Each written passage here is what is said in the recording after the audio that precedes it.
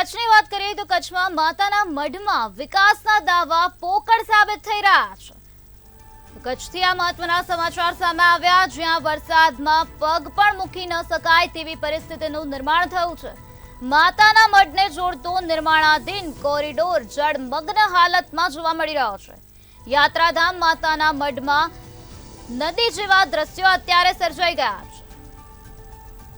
તો વરસાદમાં પગ પણ મૂકી ન શકાય તેવી પરિસ્થિતિ અત્યારે ત્યાં જોવા મળી રહી છે। ત્યારે સરકારના વિકાસના દાવાઓ અત્યારે પોકળ સાબિત થઈ રહ્યા છે, કારણ કે આ પ્રકારના દ્રશ્યો સામે આવ્યા છે। માતાના મઢને જોડતો નિર્માણાધીન કોરિડોર અત્યારે જળમગ્ન હાલતમાં જોવા મળી રહ્યો છે। તો કચ્છથી આ મહત્વપૂર્ણ વિગતો સામે આવી છે, જ્યાં યાત્રાધામ માતાના મઢમાં નદી જેવા દ્રશ્યો સર્જાઈ ગયા છે। નદીઓ વહેતી થઈ હોય તેવું લાગી રહ્યું છે। વરસાદમાં પગ પણ મૂકી ન શકાય તેવી સ્થિતિનું નિર્માણ થયેલું જોવા મળી રહ્યું છે। તો આ દ્રશ્યો તમે મંતવ્યની સ્ક્રીન પર નિહાળી શકો છો કે આ પ્રકારના દ્રશ્યો ત્યાં સર્જાયા છે।